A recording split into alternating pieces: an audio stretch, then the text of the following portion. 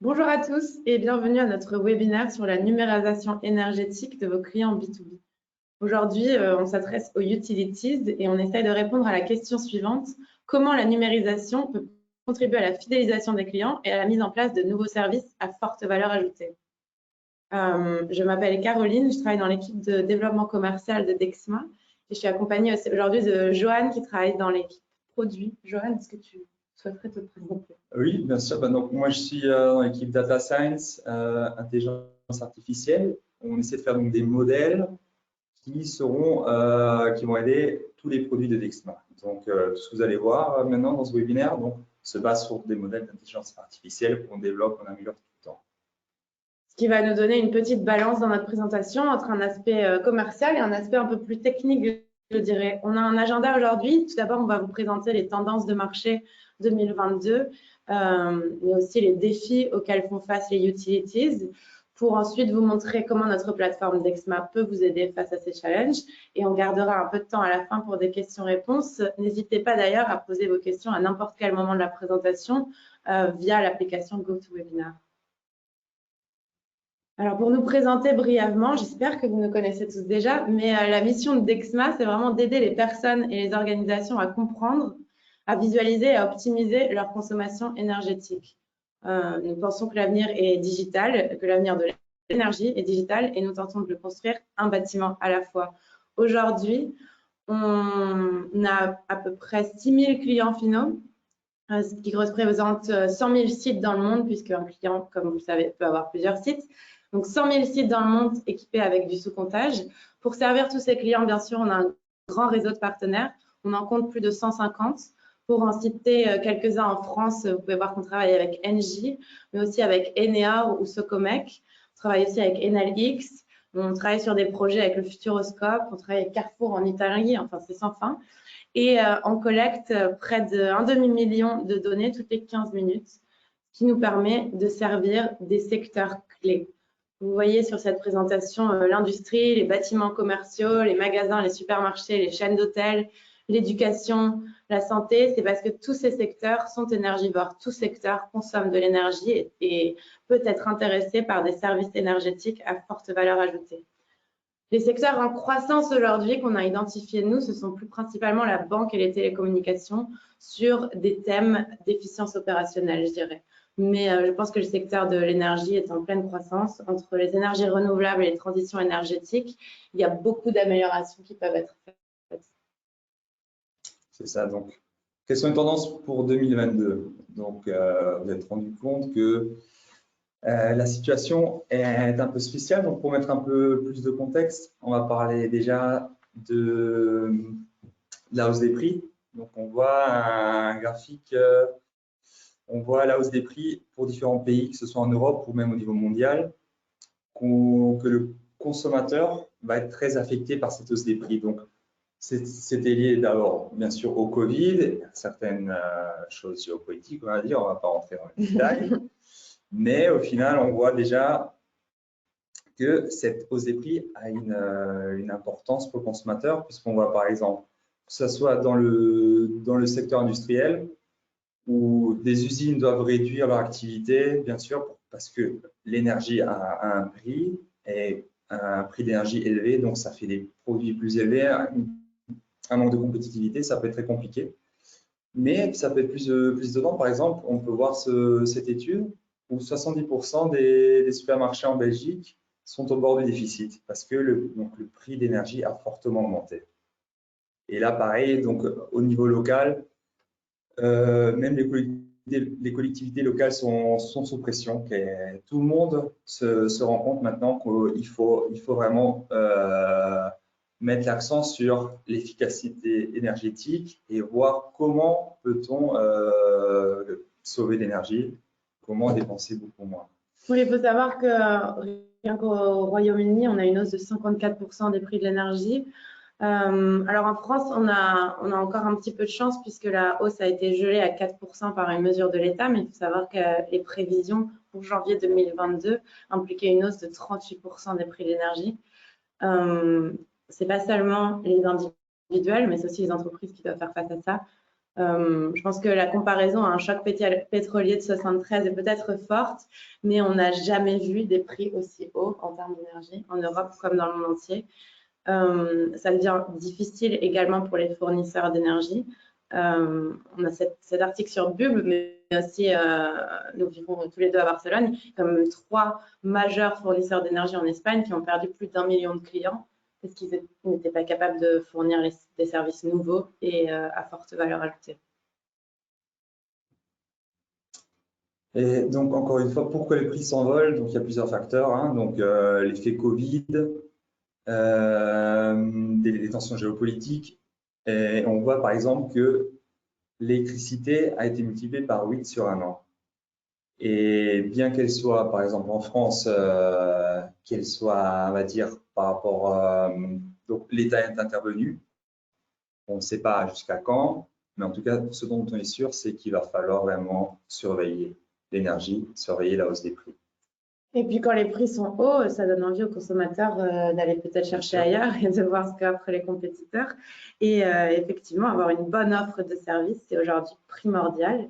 Et je dirais même, l'énergie va bientôt être uniquement vendue en service presque. C'est ça, c'est ça. Donc aujourd'hui, comment peut-on faire une situation gagnant-gagnant? Améliorer le service et améliorer les offres de l'utilité. Exactement. Et pour ça, on peut aussi remercier les fonds de Next Generation de l'Union européenne, avec plus de 800 milliards d'euros alloués à la transition énergétique. C'est varié. On a tant des énergies renouvelables que de la rénovation de vieux bâtiments énergivores. On pense aussi à au secteur de la mobilité, avec des transports et des stations de charge électrique, la modernisation. Tout est pensé à l'échelle européenne pour vraiment trouver un moyen de sortir de cette crise énergétique et de consommer différemment. Donc, comment ça va se passer? Donc, il y a 3 sortes ou 3 approches, c'est-à-dire déjà, on va se concentrer sur l'efficacité énergétique, on va essayer de baisser la consommation des bâtiments, on va électrifier, c'est-à-dire, par exemple, passer d'une chaudière gaz à une pompe à chaleur. Et comment on produit cette électricité pour la pompe à chaleur? Il va falloir passer de plus en plus par des énergies renouvelables. Donc, c'est le but, hein. Donc, passer par la photovoltaïque, l'éolien. Et on le voit bien sur ce graphe, je pense. L'idée, c'est vraiment de consommer moins et mieux. C'est ça. Pour produire toute l'énergie qu'on a quand même besoin de consommer. Il est de moins en moins aussi dépendant d'importations, hein, comme c'est le cas aujourd'hui. Oui. Alors, on a essayé de résumer le défi du secteur des utilities, donc tant les fournisseurs que distributeurs ou commercialisateurs d'énergie. Pour le formuler, vu que c'est Dexma, on a trouvé 6 D des défis des utilities. D'abord, la décarbonisation. On a non seulement des thèmes d'électrification de la demande, une envie majeure et un besoin majeur de réduire les émissions de gaz à effet de serre, de promouvoir l'efficacité énergétique dans tous les secteurs. On va aussi parler de digitalisation. Donc, pour digitalisation des données, donc comment avoir les données des compteurs intelligents, que se passe-t-il avec les clients numériques, notamment les banques et télécoms qui sont des secteurs à forte croissance, que faire du big data et des modules d'intelligence artificielle. On va également parler de décentralisation. On va toucher sur les thèmes des photovoltaïques et de l'énergie solaire, du thème des véhicules électriques et surtout des systèmes de stockage et de transport de l'énergie. Ensuite, la démocratisation, puisque c'est important aujourd'hui d'accéder aux données et de partager les données, de créer ce qu'on appelle des communautés énergétiques et surtout de faire preuve de transparence pour tous apprendre des best practices les uns des autres. Nous allons également traiter ce thème d'actualité pour les utilities de la demande. Comment faire face à des prix élevés d'énergie, comment réduire nos niveaux d'émissions et comment se conformer à la réglementation en France, mais aussi en Europe en général. Et enfin, nous parlerons de disruption, puisque un des plus grands défis des utilities est, comme je le disais précédemment, de créer un service énergétique. Et pour ça, on a besoin de comprendre les technologies nouvelles et de les utiliser au mieux. La disruption, c'est un thème qui nous intéresse particulièrement chez Dexma. Du coup, on va commencer par ce thème aujourd'hui. Et est-ce que, Johan, tu pourrais nous expliquer comment la plateforme Dexma permet la disruption? C'est ça. Donc, au sein de Dexma, donc on a 3 produits, Detect, Analyze, Optimize. Donc, on est arrivé à ces 3 produits, surtout parce qu'on est constamment en relation avec nos partenaires, avec les utilities, quels sont les besoins. Et donc, on est arrivé à sectionner donc, en 3 parties. D'abord, on a Detect. On voit que c'est un moyen de découvrir très rapidement comment mettre en place des mesures d'efficacité énergétique pour les clients. Ensuite, on aura Analyze, où on verra le suivi de la consommation et s'assurer donc que les mesures d'efficacité énergétique mises en place se réalisent. Et donc, on aura aussi, au final, on aura Optimize. Donc, Optimize, ça va être comme un robot qui va surveiller 24 heures sur 24, 7 jours sur 7, que l'installation énergétique, que tout se passe bien dans le bâtiment. Et voilà, encore une fois, en détail. Donc, c'est toujours important de garder en tête que tous nos modèles sont basés sur l'intelligence artificielle. Donc, ils sont constamment basés donc, sur les mesures des bâtiments réels. Donc, ils sont constamment en train de s'améliorer. Donc, par exemple, avec Analyze, on va calculer automatiquement ce qu'un bâtiment devrait consommer. Donc, on pourra très facilement comparer avant et après. Est-ce que les mesures qu'on a entreprises vont vraiment se réaliser ou non? Et par exemple, Optimize qui va prendre en compte une multitude de facteurs comme l'occupation, la météo et tout ça pour identifier les anomalies. Et donc, deuxième défi, donc c'est ça, la décarbonisation. La décarbonisation. Donc, comment préparer les clients à la transition énergétique? Donc, au niveau Detect, on a plusieurs recommandations. On le voit de côté. Donc, on peut, par exemple, on va proposer si l'utility, si le fournisseur, si ça rentre dans les plans, bien sûr, de l'utility, des panneaux photovoltaïques, passer à la mobilité électrique ou par exemple remplacer la chaudière actuelle par une pompe à chaleur. Et donc tout ça, on va toujours le justifier avec des coûts d'exploitation, avec des OPEX ou des coûts d'installation. Oui, l'idée, c'est vraiment d'avoir une connaissance du retour sur investissement de chacun des projets d'énergie renouvelable. C'est ça. Donc, ce n'est pas seulement le côté green, c'est aussi le côté financier qui est important. Hein. Il faut que le client, il faut que ce soit rentable pour le client. Oui, et puis il faut que ce soit stratégique aussi, de comprendre pourquoi on fait ce choix-là et dans quel endroit.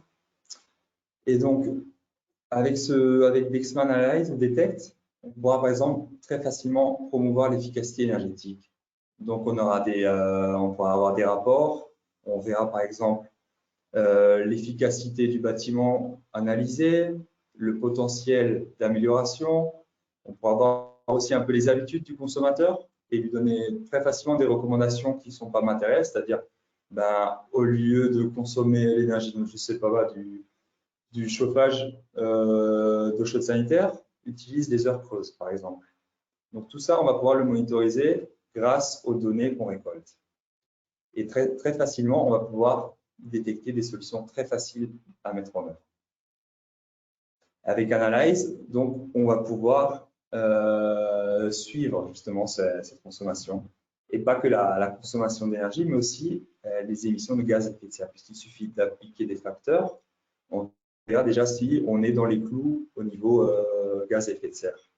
Et donc, avec ça, on va très facilement, ou en tout cas essayer de viser la neutralité carbone. Ce n'est pas facile, mais Detect Analyze met vraiment à disposition tous les moyens pour y arriver. Alors, un troisième défi, comment Dexma permet la digitalisation? Je sais, on devrait dire numérisation, mais il nous fallait un D.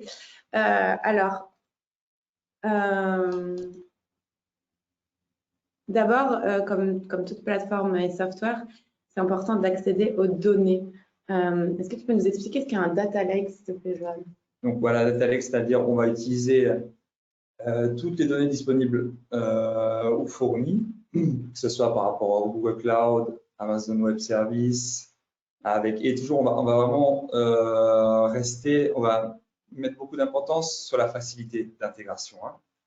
Que ce soit donc par un data lake ou lac de données ou par les données CRM, Salesforce par exemple, ou que ce soit avec une solution hardware, que ce soit Internet of Things, avec différents systèmes, les plus connus, BACnet, Mboost, Sigfox. Donc, ce qui est important, comme on dit, c'est vraiment que ça soit data agnostique, hein. Exactement. Et je tiens à souligner aussi que c'est important de pouvoir garder les données historiques. Parce que quand on passe à Dexma, qui perd tout son travail précédemment. C'est ça, on n'a pas de limite de ce côté-là.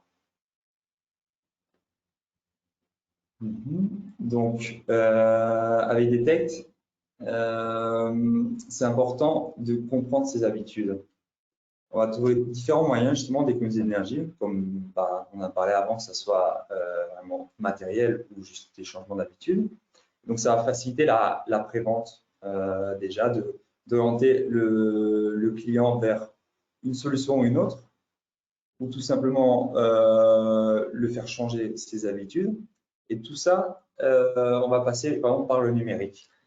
C'est très important aujourd'hui de fournir des services via une app, via un rapport dont la visualisation est belle et compréhensible. Je pense qu'on est vraiment loin de la facture énergétique à l'ancienne sans détail, et je pense qu'il y a un vrai besoin de la société civile de comprendre leur consommation énergétique aussi. Exactement. C'est un marqueur différenciateur important pour les utilities, pas seulement pour faire face à la compétition, mais pour surtout fidéliser et garder leurs clients actuels. Alors, maintenant un quatrième défi, l'augmentation de la demande. Comment Dexma aide dans ce cas-ci? Donc, on a encore une fois le tool Analyze. On va pouvoir mesurer la consommation globale, donc ce qu'on appelle compteur global, et des sous-compteurs. C'est-à-dire, si on veut monitoriser un bâtiment de la meilleure manière possible, on va pouvoir dire, OK, on aura un sous-compteur CVCS, chauffage, ventilation, climatisation, un sous-compteur illumination. Et donc, tout ça, ça va nous aider aussi à faire des recommandations très spécifiques. Par exemple, l'illumination, est-ce que ça vaut la peine de passer au LED? Et donc, c'est important aussi de dire que nos modèles d'intelligence artificielle n'ont pas besoin de ces sous-compteurs. On peut très bien prendre le compteur général, hein, pour essayer de savoir déjà ou d'estimer quel est le pourcentage de consommation due à l'illumination. Et justement, avec Analyze, oui, on va calculer la consommation de base. Donc, après avoir mis en place les améliorations, on va pouvoir voir à quel point donc, la facture a baissé au niveau énergétique, hein. Donc, et puis le vérifier aussi, non? C'est ça, donc on parle toujours de mesure et vérification MNV. Et tout ça, donc, on va mesurer, vérifier et ensuite proposer des alertes et des rapports pour vraiment tenir au courant le client ou l'utility si tout se passe comme prévu. Que ce soit donc mensuel. Et oui, et des rapports encore plus approfondis en ce qu'il s'agit d'Optimize, puisqu'on peut avoir en temps réel, même en dehors des heures d'ouverture d'une chaîne de supermarché, par exemple, des alertes sur des anomalies existantes. C'est ça. Donc, Optimize, donc c'est vraiment 100% basé sur l'intelligence artificielle. Donc, on pense que humainement, c'est pas faisable de surveiller tout le temps une installation. On va pas tout tourner à la courbe et regarder si tout se passe bien. Donc, cette tâche, justement, c'est un robot qui va le faire pour nous avec Optimize. Et donc, on va voir, par exemple, là, on voit une ligne rouge, puisque la consommation sort du rang de consommation habituel, hein. On voit une anomalie. Et donc, ça, on va directement pouvoir avertir et on va pouvoir le documenter à chaque fois. Et peu à peu, donc, améliorer le système. Donc, ce n'est pas seulement la théorie, c'est aussi vraiment la pratique. Si le système fonctionne correctement, tout ça, c'est Optimize qui va s'en charger. Et au niveau client, ce qu'on a aussi souhaité, on a souhaité donner cette impression qu'ils se sentent toujours protégés. On surveille les données et si quelque chose ne se passe pas comme prévu, on aura tout pour le détecter. Et alors, cinquième défi, comment Dexma permet la décentralisation? Donc, avec Detect, on est vraiment centré sur le client. Donc, par exemple, là, on voit des recommandations qui sont axées photovoltaïque. Mais on a aussi plusieurs applications qui vont vraiment s'intéresser à l'interaction entre le bâtiment, le réseau, le système de stockage. Et donc, le client pourra très facilement comprendre si il utilise plutôt l'électricité de son installation photovoltaïque, du réseau, pour quel prix. Et comment l'optimiser. C'est ça, c'est ça. Et avec Analyze, justement, on va montrer l'impact du renouvelable sur la facture. Donc là, on voit un détail de l'application microgrid. Donc, c'est vraiment une analyse qui est transparente. On voit pour chaque pas horaire, est-ce qu'on est en train de tirer de l'énergie du réseau ou est-ce qu'on est en train d'en injecter plutôt? Et donc, on va vraiment aussi avoir des KPI, donc des éléments clés comme le ratio de performance, la production, et ça va aussi permettre de s'assurer que l'installation est en train de fonctionner correctement comme prévu. Et de pouvoir être stratégique dans sa politique énergétique, d'avoir vraiment une visualisation de toutes les sources comme ça. Et le dernier défi, comment Dexma permet la démocratisation. Alors, l'idée de Dexma, c'est vraiment de travailler avec des partenaires qui vont créer la solution idéale pour leurs besoins, pour aller servir à leurs clients. Donc, tout est personnalisable. On aide nos clients à créer des services qu'ils ont imaginés. On leur permet même d'avoir une marque blanche de notre plateforme, d'avoir accès à l'authentification unique pour vraiment faciliter le quotidien. On a envie de se mettre à disposition des besoins de nos clients et juste de leur apporter des données contextuelles pour enrichir leur politique énergétique. Avant tout, pour pouvoir utiliser Dexma, il faut avoir accès à des données. C'est pour ça que les 15 dernières années, on a beaucoup travaillé sur des intégrations. On est aujourd'hui intégré avec plus de 500 manières différentes, une cinquantaine de fournisseurs différents. Datadis, qui est un data lake de données énergétiques espagnol, mais aussi des fournisseurs de hardware qui sont directement intégrés à la plateforme Dexma. L'idée, c'est pas vraiment d'avoir à programmer, mais juste de configurer. On comprend d'où vient la donnée, on l'explique au sein de Dexma et on peut ensuite analyser et optimiser toutes ces données. C'est ça. C'est ça. Donc après avoir reçu les données, les systèmes d'intelligence artificielle vont faire tout le travail pour vous. Exactement.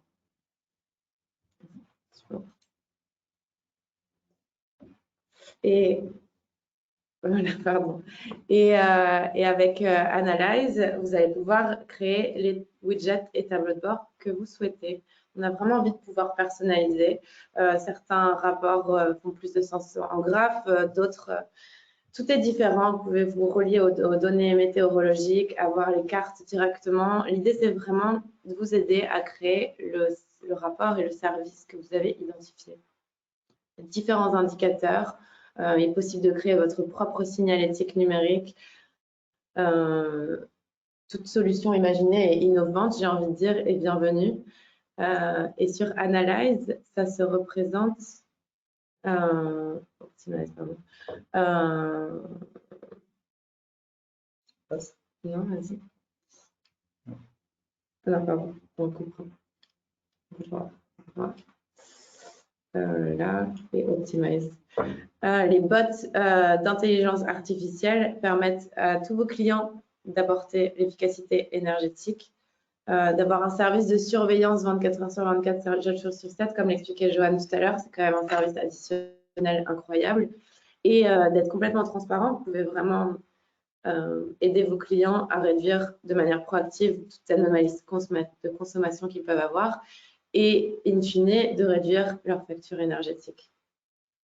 Alors, tout ce qu'on a dit là, c'est bien beau et moi, je pense sincèrement qu'on a la meilleure plateforme du marché, mais je tenais à souligner ça avait aussi été souligné par Verdantix qui a analysé les fournisseurs de software de monitoring énergétique et comme vous pouvez le voir, Dexma, qui appartient au groupe Spacewell, est en haut à droite dans les leaders, tout près de Schneider Electric, Siemens ou encore Johnson Controls, puisque je pense qu'on a vraiment écouté les besoins de nos clients pour créer la meilleure plateforme possible et qu'on leur permet également de personnaliser cette plateforme. j'aimerais beaucoup échanger avec vous sur nos propositions commerciales et sur nos offres de partenariat. Si vous avez quelconque question auxquelles on n'a pas répondu aujourd'hui, n'hésitez pas à les poser directement dans l'application ou même de nous contacter par email. Je me ferai un plaisir de vous répondre. Et merci de vous être connectés et à bientôt pour un prochain webinaire. Un grand merci. Bye.